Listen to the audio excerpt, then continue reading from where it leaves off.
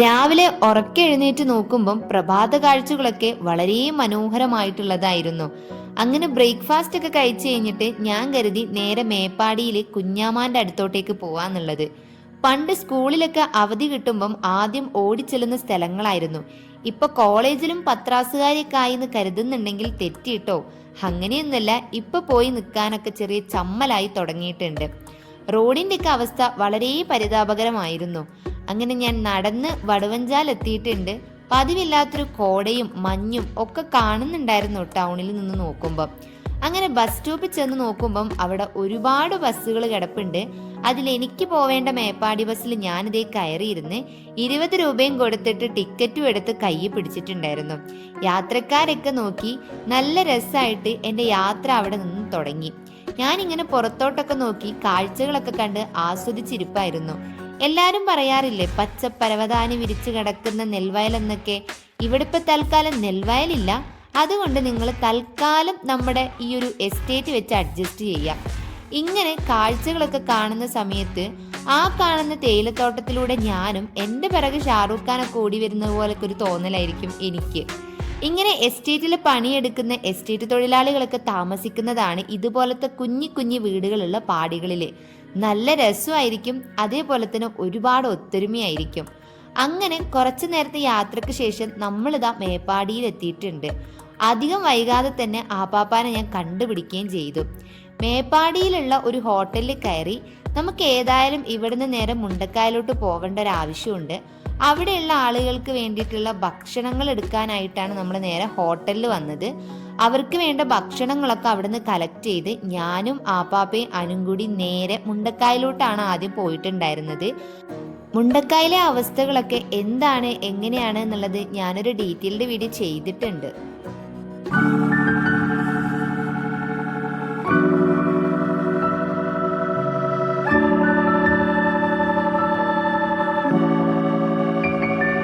അവിടെ നിന്ന് നേരെ കുഞ്ഞാമാന്റെ വീട്ടിലോട്ടേക്കായിരുന്നു ഞാൻ പോയിട്ടുണ്ടായിരുന്നത്.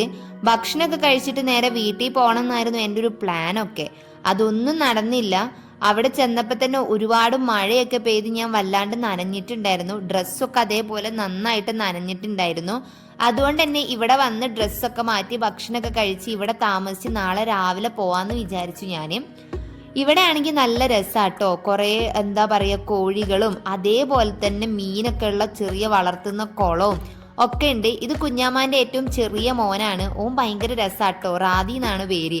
അപ്പോൾ ഓൻ എനിക്ക് ഇവിടെ ഉള്ള മീനുകളെയും കോഴികളെയും അതേപോലെ തന്നെ അവിടെ നിന്നും കളിക്കാറും കുളിക്കാറൊക്കെ ഉണ്ട് എന്നൊക്കെ പറഞ്ഞിട്ട് കുറേ കുഞ്ഞു കുഞ്ഞു വിശേഷങ്ങളൊക്കെ ഞാനുമായിട്ട് ഇങ്ങനെ പങ്കുവെക്കായിരുന്നു. ഞാനും തന്നെ കൗതുകത്തോടെ അതൊക്കെ കേട്ടുകൊണ്ട് നിൽക്കിയിരുന്നു.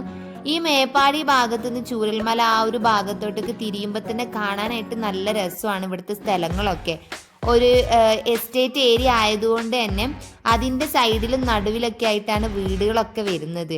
അതുകൊണ്ട് തന്നെ ഭയങ്കര കാം ആൻഡ് കൂളായിട്ടുള്ള പ്ലേസാണ്. നല്ല രസമാണ്. അതുപോലെ തന്നെ ഒരുപാട് സ്നേഹമുള്ള നല്ല നാട്ടുകാരുമാണ് ഇവിടെയുള്ള എല്ലാവരും.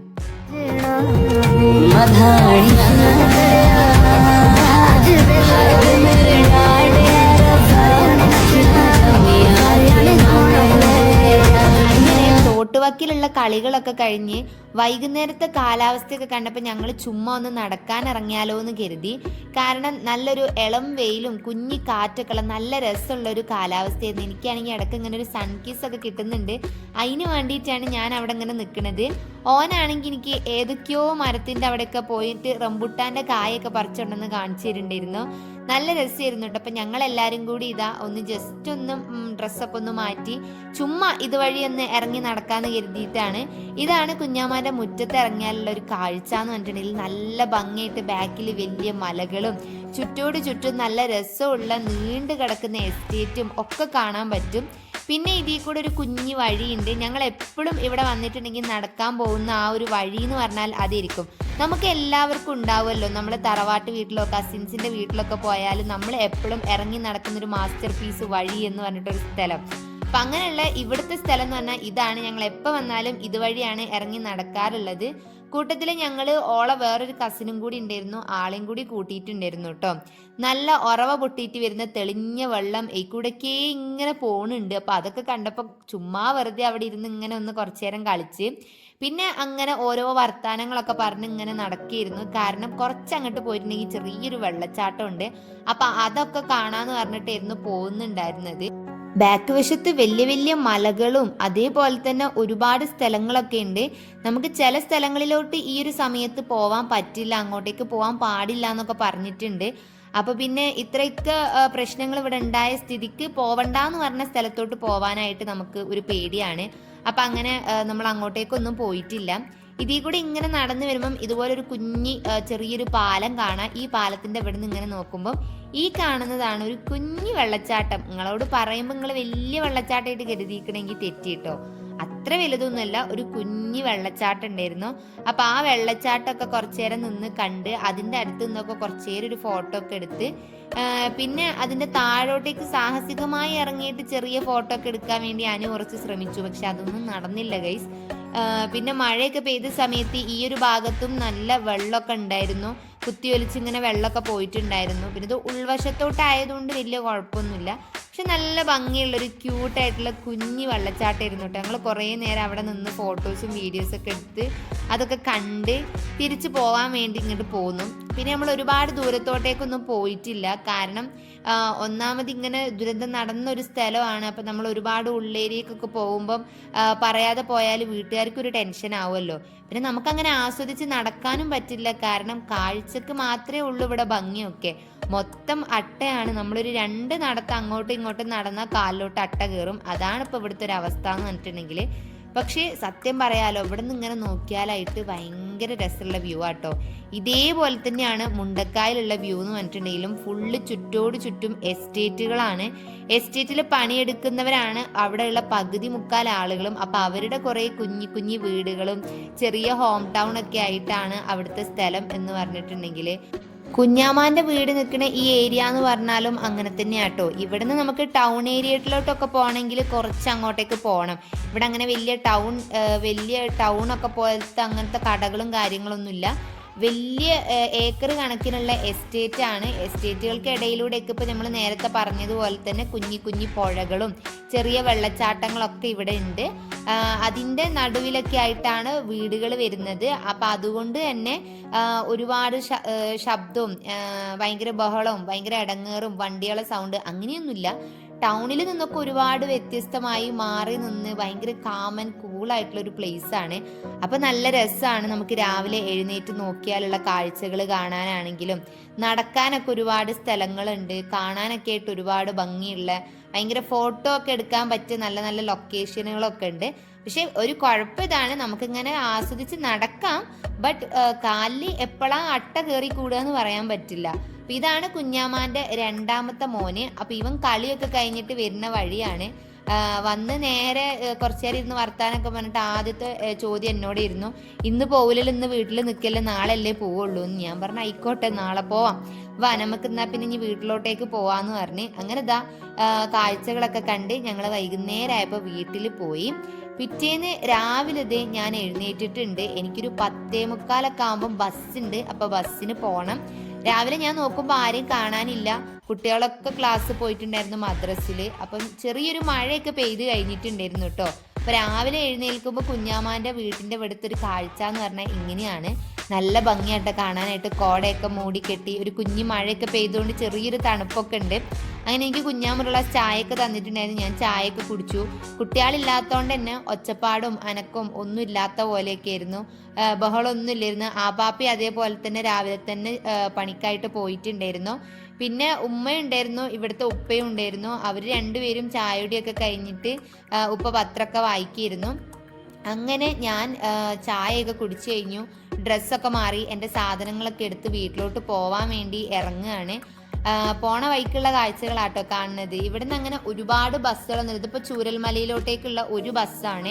പിന്നെ കുറച്ച് കഴിയുമ്പോഴാണ് പിന്നെ ബസ്സൊക്കെ ഉള്ളത്. പക്ഷേ ചൂരൽമലയിൽ നിന്ന് ടൗണിലോട്ടേക്ക് പോകുന്ന ബസ്സാണെങ്കിൽ ഒരു സൂചി കുത്താനുള്ള സ്ഥലം പോലും ഇല്ല ഗൈസ്. നമുക്ക് അവിടെ കയറി നിൽക്കാൻ പോലും പറ്റില്ല, അത്രയ്ക്ക് റഷ് ആയിട്ടുള്ള ബസ്സൊക്കെയാണ്. അപ്പൊ ഞാനൊരു ഓട്ടോയോ ബസ്സൊക്കെ കിട്ടുമെന്ന് കാത്തിട്ടാണ് ഇങ്ങനെ നിൽക്കുന്നത്. രാവിലെ തന്നെ എസ്റ്റേറ്റിലോട്ട് പണിക്കാരൊക്കെ ഇറങ്ങിയിട്ടുണ്ട്. എല്ലാവരും പണിക്കായിട്ടൊക്കെ എത്തിയിട്ടുണ്ട്. അപ്പം അവരെയൊക്കെ കണ്ട് നല്ല രസമായിട്ട് ഞാൻ അവിടെ കാഴ്ചകളൊക്കെ കണ്ട് എനിക്ക് പോവാനേ തോന്നുന്നില്ല. സത്യം പറഞ്ഞാൽ ഞാൻ ഇവിടുന്ന് പോകുമ്പം ഈ കാഴ്ചകളൊക്കെ ഞാൻ ഒരുപാട് മിസ് ചെയ്യും. മുമ്പ് ഇവിടെ വന്നിട്ടുണ്ടെങ്കിലും ഇതുപോലെ ഇങ്ങനെ കാഴ്ചകളൊന്നും കാണാനായിട്ട് പോവാറോ അല്ലെങ്കിൽ അങ്ങനെ നോക്കാറോ ഒന്നുമില്ല. ഇപ്പോഴാണ് വീഡിയോ എടുപ്പും കാര്യങ്ങളൊക്കെ ആയപ്പോൾ നമ്മൾ ഇതൊക്കെ കാണുന്നത്. അപ്പോൾ എനിക്ക് ഒരുപാട് ഇഷ്ടപ്പെട്ട്.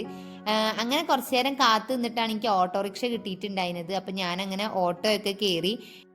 എൻ്റെ ഹോം ടൗണിൽ നിന്ന് മാത്രമേ ഞാൻ ഓട്ടോറിക്ഷ കയറി അങ്ങനെ പോവാറുള്ളൂ. അപ്പോൾ ഇവിടുത്തെ ഓട്ടോ സിസ്റ്റം ഒന്നും എനിക്ക് കൃത്യമായിട്ട് അറിയില്ലായിരുന്നു.